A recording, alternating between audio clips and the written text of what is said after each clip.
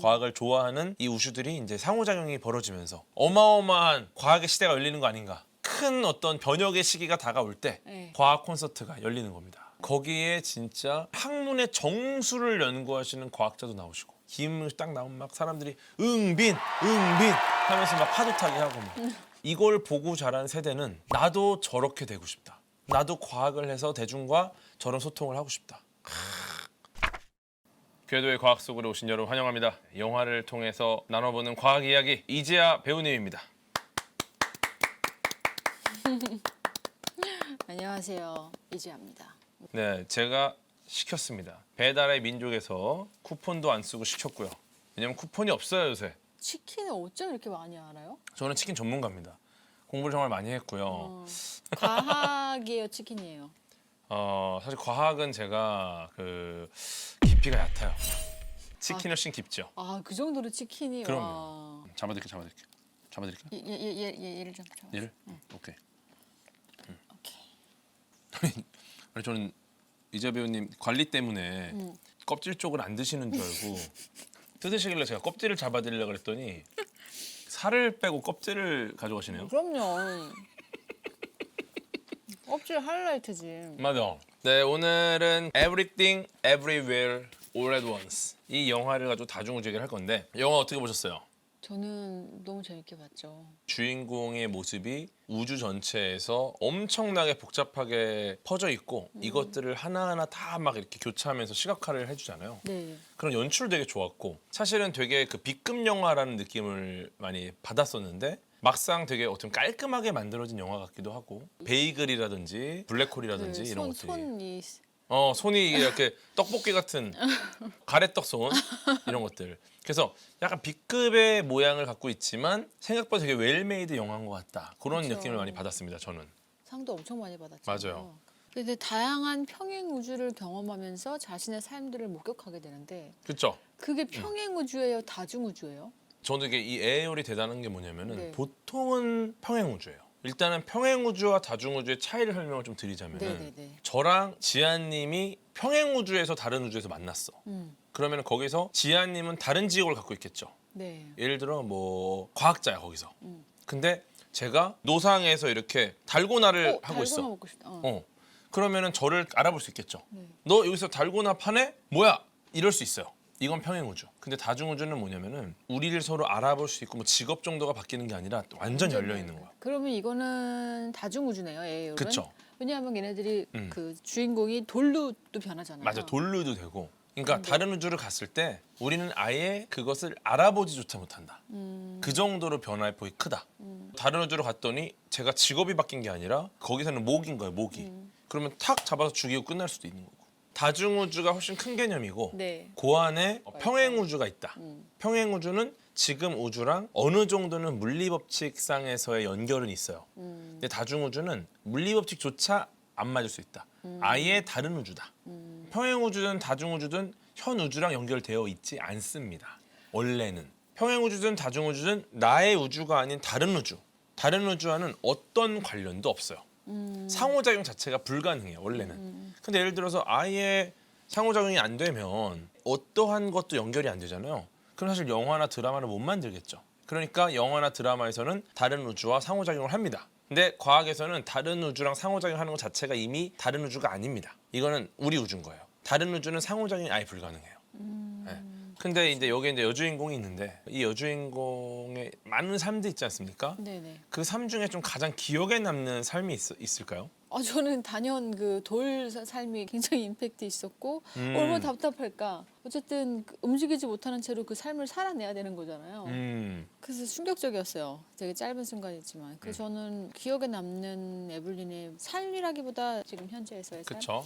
그래서- 영화상 초점이 맞춰져 있는 삶. 네. 여러 우주의 다른 삶들을 경험을 하지만 그래도 에블린이 현재의 삶을 받아들이고 또 소중한 사람들과의 관계를 회복하는 그런 강렬한 메시지가 있기 때문에 저는 현재의 삶이 어쨌든 당연히 가장 중요한 포커스였고 관객들한테도 저한테도 인상을 깊게 남기지 않았을까.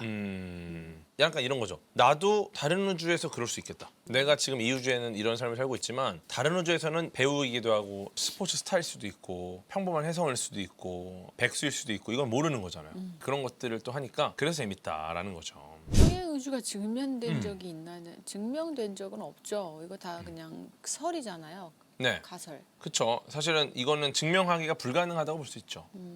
왜 이 평행 우주와 다중 우주의 매력에 빠지셨습니까? 어떤 계기? 저는 워낙 그냥 과학에 대해서 다 좋아하고 관심 있고 어느 순간 그냥 내가 이끌려서 보고 있더라고요. 뭔가 과학에 대한 거, 우주에 대한 거 이런 거를 접할 때 시간 가는 줄 몰라요. 너무 좋아해요. 그래서 평행우주, 다중우주 이런 거에 대한 비단 이것만 관심이 있는 게 아니라 전체적으로 다 관심이 있어요. 과학이라는 게 그런 것 같아요. 우리가 현실에서 만날 수 없는 영역들을 보여주니까 우리는 그것 때문에 더 즐겁고 더 경이롭고. 평행우주라는 개념이 촉근 이론이랑 관련이 있다라는 걸 어디서 봤거든요.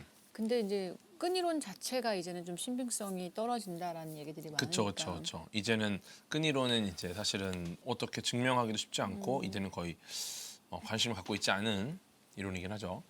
어떤 그 에어올 영화를 보시면은 인물들이 벌스 점프를 합니다. 벌스 점프. 다른 우주의 자신으로 접속하는 그런 장면이 나오는데 나도 하고 싶다. 이게 보면은 그래서 계속 다른 인물을 연기를 해요. 배우 관점에서 봤을 때 1인 2역 연기가 갖는 어려움이 있습니까 혹시? 근데 저는 굉장히 재밌어 하면서 했거든요. 두 명의 인물을 제가 다 연기를 하고 그 두 명이 대화하는 것처럼 나와 내가 대화를 하는데 각각 촬영을 하고 마치 티키타카를 하는 것처럼. 그렇죠. 근데 사실 왜 1인 2역을 연기해도 내가 나를 안 만날 때도 있는데 어쨌든 저는 이 두 인물이 만나야 돼서 표현하기가 조금 더 완전히 컨트라스트를 줘야 되니까 이 사람과 이 사람의 다른 아예 다르다는 거를. 다름이. 예. 그래서 그거를 조금 표현하려고 노력을 했던 것 같아요. 뭐 재밌는 연구들이 많은데 혹시 최근에 뭐 재밌는 연구 관심 있는 거 있으세요? 재밌는- 양자역학 관심 워낙 많으시니까. 양자역학은 너무 관심이 너무 많고 공부도 진짜 많이 했거든요. 근데 그러니까요. 너무 어려워요. 어려워요 원래. 양자역학이 사기 같다고 지금 치고 계시는 스마트폰도 양자역학으로 만들었고요. 치고 계시는 키보드가 연결되어 있는 PC 본체도 양자역학으로 만들었습니다. 양자역학은 작은 세계에서 쓰이는 학문이고요. 여러분이 사용하는 가전제품, 반도체에는 전부 다 양자역학이 적용이 되어 있습니다. 작게 만들려면 양자역학에 대한 이해가 없다면 불가능해요. 손톱만한 칩을 만들기 위해서는 우리는 양자역학을 이해해야 됩니다. 그렇지 않으면 우리는 이 작은 세계에서 벌어지는 물리적 현상들을 이해하지 못하기 때문에 우리는 작게 만들 수 없겠죠. 광합성에서 에너지를 전달하는 과정에서 양자역학적인 현상이 관여될 수 있다는 얘기를 들었는데 그게 무슨 얘기예요? 이게 되게 재밌는 얘기예요. 광합성이라는 거는 식물에서 벌어진 일입니다. 네. 근데 우리는 왜 광합성을 구현할 수 없을까? 예를 들어 우리가 광합성할 수 있으면은 네. 이런 걸 안 먹어도 돼요. 밖에 나가서 태양빛을 쬐면 돼. 근데 왜 이게 안 되느냐? 이게 간단하지가 않다라는 거예요. 이제는 광합성이라는 어떤 생명공학에서 현상도 양자역학적인 어떤 개념을 이해해야지 우리가 알 수 있다는 거죠. 광합성이라는 것 자체가 화학적 합성 반응이 일어나야 되는데 이때는 빛에서 흡수된 에너지가 특정 영역에 모아져야 됩니다. 근데 이게 굉장히 짧은 그 나노초 시간대 안에서 일어나는 현상이에요. 어떤 특정한 구간에서만 일어나는 현상이기 때문에 이걸 쉽게 일어나는 현상이라고 볼 수는 없는 겁니다. 광합성이라는 걸 이해하려면 양자역학적인 중첩 그리고 비국소성 이런 것들을 이해를 해야지 정확하게 이 광합성을 설명할 수가 있다는 겁니다. 야, 이게 너무 어렵다. 그랬는데 식물은 너무나 쉽게 해내잖아요. 식물이 광합성을 하기 때문에 그 에너지를 동물이 먹고 그 동물들과 식물들을 인간이 먹으면서 에너지를 얻습니다. 사실 식물이 광합성을 해내는 것부터 이 모든 생태계의 시작이거든요. 광합성이라는 거는 너무너무 벌어지기 어려운 일인데 박테리아나 해조류, 수많은 식물과 나무들이 수억 년의 진화 과정에서 이걸 알아낸 겁니다. 그러니까 어떻게 보면은 지금의 현대 화학과 물리가 이만큼 발전을 했지만 수억 년 동안 쌓아온 생명체들의 특별한 능력을 비슷하게나마 재현하기에도 우리가 갖고 있는 과학기술은 너무 초보적이다. 지금 우리의 과학기술이 여전히 많이 부족하다라는 거. 네, 어쨌든 그 에어리라는 영화에서 에블린이 다른 우주의 자신이 내린 다양한 선택의 결과를 경험하면서 자신의 정체성과 삶의 의미를 찾습니다. 그러면은 만약에 우리 이지아님께서도 배우 이지아가 아니라 다른 이지아를 꿈꾼다. 그럼 어떤 이지아를 꿈꾸시겠습니까? 저요? 이런 우주에서는 이런 역할을 하고 싶다. 궤도님처럼 이렇게 과학을 하는 과학을 하는 과학 커뮤니케이터 이지아. 네. 저는 이렇게 엄청난 셀럽이신데 과학에 관심을 갖고 궁금해하는 것 자체가 사실 너무 행복한 거예요. 아 진짜요? 네. 저는 여기 나올 수 있어서 되게 저는 행복한데. 아우 제가 너무 네. 감사하죠. 저도 집에서 맨날 그냥 책 보거나 뭐 이런 다큐멘터리나 유튜브 찾아보면서 뭐 우주에 대해서 뭐 외계인에 대해서 이런 얘기를 주변이랑 누구한테 하면 거의 이상한 사람 취급받았거든요. 너무나 그렇게 외롭게 그러니까. 지내다가 최근 들어서 이렇게 대중들이 과학에 대해서 예전보다 훨씬 많이 오픈돼 있고 많이 또 알고 계시기도 하고 저처럼 궁금해하는 분들도 많아지셨거든요. 이제 점점점 수면 위로 올라오니까 내가 인정받는 느낌? 이게 다중우주 간의 상호작용이 이루어지고 있는 겁니다. 아, 왜냐면 그렇구나. 이제 혼자 외로운 하나의 우주에 계셨던 거죠. 근데 과학을 좋아하는 이 우주들이 이제 상호작용이 벌어지면서 어마어마한 과학의 시대가 열리는 거 아닌가. 큰 어떤 변혁의 시기가 다가올 때 네. 과학 콘서트가 열리는 겁니다. 그렇게 정말 열릴 수 있다고 하면 저도 굉장히 감회가 새로울 것 같아요. 그러니까요. 거기에 진짜 정말 학문의 정수를 연구하시는 과학자도 나오시고 김흥빈 교수님 미생물 쪽을 정말 연구를 잘하시는 분이세요. 김흥빈 딱 나오면 막 사람들이 응빈 하면서 막 파도 타기 하고 막 이걸 보고 자란 세대는 나도 저렇게 되고 싶다. 나도 과학을 해서 대중과 저런 소통을 하고 싶다. 영화 속에서 다중우주 개념이 주는 무한한 가능성. 내가 모든 우주에서 존재한다. 네. 이거는 두 가지 측면이 있을 것 같은데 어떤 시도도 가능하다라는 낙관 혹은 이거 아니면 말것이게 회피 이 둘 중에 어떤 관점으로 이걸 볼 수 있을까? 이 무한한 가능성을 이런 이야기를 해보고 싶은데요. 저는 낙관이요. 회피 반복 이런 거 싫어합니다. 어떻게 생각하세요? 저는 그런데. 사실 이 둘이 굉장히 근소한 차이거든요. 지금의 내가 갖고 있는 엄청난 가능성이 완전 상반되게 드러나는 거죠. 네. 어차피 나는 안 돼. 수많은 우주를 봐봐. 이 우주에 나는 망했어. 아니면 수많은 우주를 봐봐. 결국 이 우주에 나는 해낼 수 있을 거야. 이런 거죠. 그렇죠. 낙관으로 가는 게 그리고 낙관이 아니더라도 낙관으로 보는 게 우리의 삶에는 유익합니다. 다중우주 이론에 따르면요. 우리가 내리는 선택들이 우리 우주뿐만이 아니라 다른 우주에서도 다른 결과를 가져올 수 있다는 걸로 보는 건데 이러한 가능성에 대해서 어떻게 생각하시는지도 궁금합니다. 그 다세계 해석이랑 그렇죠. 연결해서 볼 수 있는 그렇죠. 거잖아요. 이거는 다세계 해석과 연결해서 볼 수 있고요. 다세계 해석과 연결해서 봤을 때 내가 뭔가 선택을 할 때마다 새로운 우주가 생성된다는 개념을 제시하는 거예요. 그렇죠. 그래서 전부 다 공존하는 상황에서 하나를 선택하는 순간 그 우주가 확정되면서 그때 비로소 그 우주가 만들어지는 거다. 뭐 이렇게 보는 경우도 있는 거죠. 진짜면 좋겠다. 다중우주를 믿나요? 물어보셨는데 저요 믿는다기보다 그러면 흥미로울 것 같아요. 네. 다중우주, 평행우주, 뭐 시뮬레이션 우주 흥미로워요. 언제쯤 알 수 있을까? 근데 우리의 우주가 다른 우주랑 상호작용을 하는 것 자체가 불가능하다는 게 다중우주이기 때문에 사실 우리는 알 수 자체가 없지 않을까. 다중우주 이론에서 무한한 가능성이 존재하고요. 극 중의 주인공이 매우 짧은 시간 동안 굉장히 많은 역할과 삶을 연기하는데 짧은 순간 다양한 인물과 상황을 연기하려면 뭐가 중요할까? 사실 다중우주 속 에블린의 역할을 해보고 싶어 하시잖아요. 그죠? 네네. 이때는 뭐가 가장 중요할까? 이게 자꾸 연기자로서의 질문이 자꾸 오네요. 그럼요. 배우님이신데 뭐 몰입이겠죠? 일단은 몰입. 네, 상황에 빠르게 몰입하고 다시 빠르게 다시 다음 상황에 몰입하고 그렇죠. 영화 속 다중우주에서는 모든 것이 동시에 일어날 수 있는 가능성이 열려 있습니다. 그러면 다중우주 이론에 따르면 시간과 공간의 경계가 흐려질 수도 있다라는 생각이 흥미로운데 이거에 대한 배우님의 견해가 또 궁금합니다. 저 매우 헷갈리는데 네. 전 다중우주 이론에서 시간과 공간의 경계가 흐려진다는 개념이 너무 흥미롭고 매력적이라고 느껴져요. 여러 개의 우주가 동시에 존재할 수 있다고 가정을 하면 네. 우리가 인식하는 현실 이외에도 다른 현실들이 공존하고 그리고 우리 세계에서 일어나는 것과 전혀 다른 사건들이 그 우주에서 동시에 일어날 가능성. 뭔가 우주 간의 경계가 명확하지 않을 경우에 한 우주에서 일어난 사건이 다른 우주에도 영향을 줄 수 있다는 가능성? 이게 과연 가능한가? 네. 영화에서는 이렇게 해석을 했죠. 네. 이 우주에서 한 일이 다른 우주에서는 뭐 영향을 주니까. 근데 이거는 사실은 과학에서는 지금은 불가능하다고 본다. 말씀드린 것처럼 다른 우주와는 상호작용이 불가능하기 때문에. 근데 재미있는 건 여기서 우주 간의 경계가 명확하지 않다라는 거는 되게 재미있는 아이디어다. 근데 우리가 서로 영향을 줄 수 없다는 것 자체가 보통 차원의 한계 때문에 영향을 줄 수 없다고 하거든요. 그러니까 다른 우주와 우리가 상호작용할 수 없다.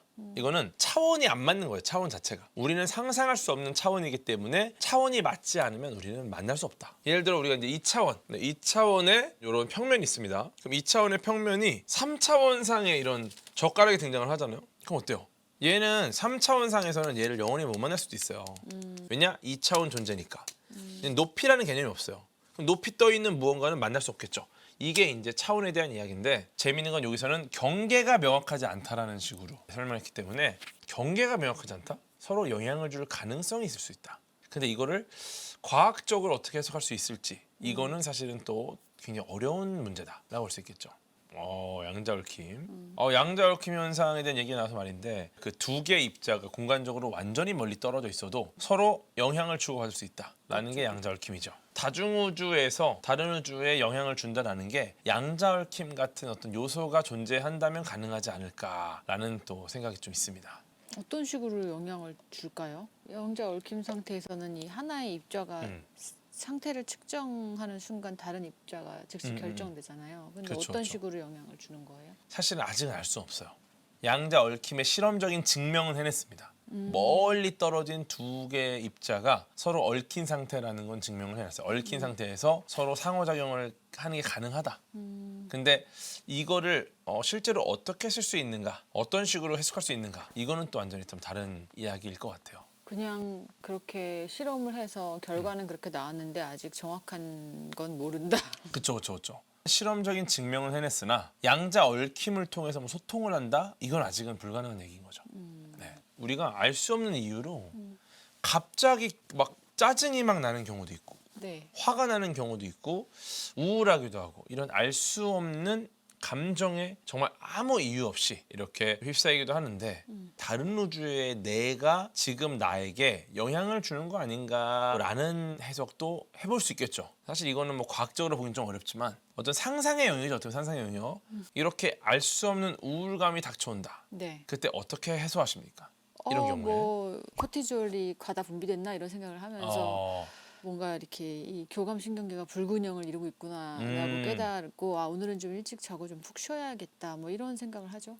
그 정도로 굉장히 과학적으로. 네. 저는 세로토닌, 도파민 요쪽 교감신경계가 좀 문제가 좀 있나 보다. 그런 쪽으로만 네. 그럴 때는 쉬려고 하는 편이에요. 쉬는 게 최고다. 네. 네, 영화에서 다양한 우주에서의 경험이 하나로 연결돼서 새로운 인식을 이끌어냈는데 다중우주의 관점에서 봤을 때 서로 다른 자아들이 공유하는 경험 이게 어떤 의미일까? 이거 좀 궁금하지 않습니까? 어떤 방식으로 영향을 줄 수 있을까? 그러니까 어떻게 영향을 줄 수 있을까? 이렇게 공유하는 경험이 어떤 의미일까? 왜 이런 설정을 다중우주 이론에서 넣었을까? 어쩌면 지금도 그 다른 우주에서 내가 지금 현 세계에서 내린 결정 때문에 쟤는 고생하고 있을 수도 있어요. 근데 사실 이게 다중우주라는 주제가 영화를 기반으로 이야기를 해도 어려운 주제입니다. 사실. 맞아요. 그러니까 쉽진 않고 제일 많이 나오는 질문이 그거거든요. 현실에서 한계가 있냐? 어떤 가능성이 있냐? 어떤 게 한계냐? 그런 것들에 대해 궁금하시죠. 그런 고민들이 배우로서의 성장에도 영향을 줄 수 있을까? 또 이런 또 질문도 한번 드려봅니다. 저 배우이기 이전에 전 지구에 살아가고 있는 휴먼으로서 다중우주의 그 무한한 가능성을 열어주는 그 철학적 과학적 개념을 그 생각한다는 것만으로도 뭔가 개인적 성장을 할 수 있지 않을까. 그래서 저는 이제 무한한 우주가 존재한다는 것 그리고 나는 힘든 일이 있을 때 항상 이 과학, 우주 이런 거에 대해서 찾아보거든요. 크기의 개념도 알 수 없는 우주에 대해서 생각하고 있노라면 나의 문제들이 굉장히 하찮아지기 때문에. 어떻게 우리에게 어떤 치유가 되는 어떤 우리의 성장에도 영향을 주는 그런 것들이 어쩌면 과학일 수 있겠다라는 좀 생각을 해보면서 에어를 기반으로 한 다중우주에 대한 이야기는 이쯤에서 마무리하겠습니다. 오늘 이지아 배우님과 함께 해봤습니다. 3주간 나오셨는데 마지막으로 좀 하고 싶은 말씀 있으십니까? 너무난데요. 네, 이렇게 3부작 마무리를 하고요. 오늘의 궤도의 과학 속으로 마치겠습니다.